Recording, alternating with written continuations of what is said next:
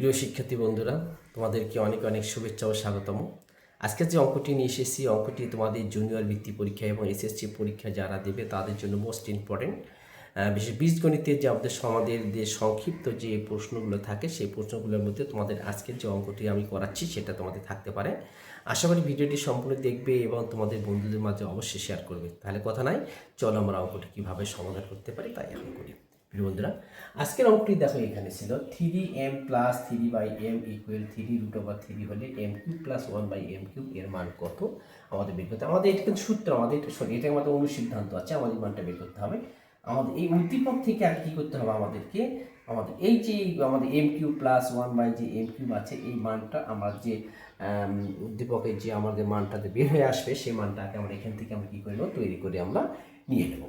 তাহলে এখন আসি আমরা, দেওয়া আছে দেখো এখানে দেওয়া আছে 3m plus 3/m equal 3√3।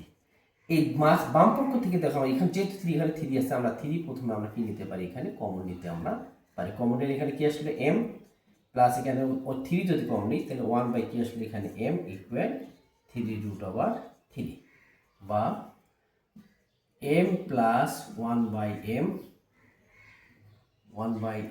Equal এই 3 ডান পাশে কি হবে, আমাদের ভাগ হয়ে আসবে √3 কি আসলে এখানে 3, এই 3 কেটে গেল।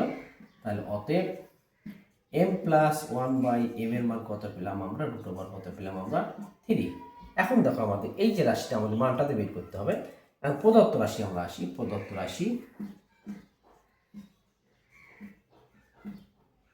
কি ছিল আমাদের m³ প্লাস 1/m, এটা আমাদের প্রদত্ত রাশি।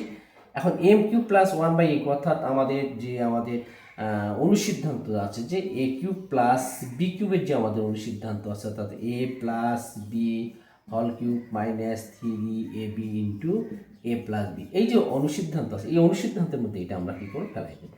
তাহলে m প্লাস 1/m, কে আমরা এই ভাবো, 1/m কে আমরা কী ভাবো, ভেবে নেব। তাহলে m plus 1/m whole cube minus 3, আমাদের এ বি আছে, এ হচ্ছে আমাদের m আর b হচ্ছে 1/m, এ হচ্ছে 1/b equal m plus 1/m, আমাদের অনুসিদ্ধান্ত ফেলে দিলাম। তাহলে m প্লাস 1/m দেখো আমরা এখানে মানটা আমরা পেয়েছি, আমরা 3 পেয়েছি, √3 তার উপরে কিউব মাইনাস 3 কেটে গেল, এখানে কি আসলে কত আসলে এখানে 3। তার √3 ওপর কিউব আসলে কত হয়, 3√3 হয়, মাইনাস 3 কি আসলো 3। তার 3-তে √3 বাদ দিলে কত আসলে এখানে 0। তার অতএব আমরা লিখতে পারি a³ প্লাস 1/a³ এর মান কত পেলাম আমরা 0, আমরা এটা মান পেলাম 0। প্রিয় বন্ধু, আমরা যে √3 পাওয়ার 3 যে আছে, এটা কীভাবে 3√3, আমি একটু এখানে ডান সাইডে একটু দেখাই দিচ্ছি একটু, যে √3 উপর যদি কিউব যদি হয়, তাহলে √3 কয়টা আছে, 3টা আছে, 3টাকে আমরা কী করে দিলাম, আলাদা করে দিলাম, আলাদা করে দিলাম।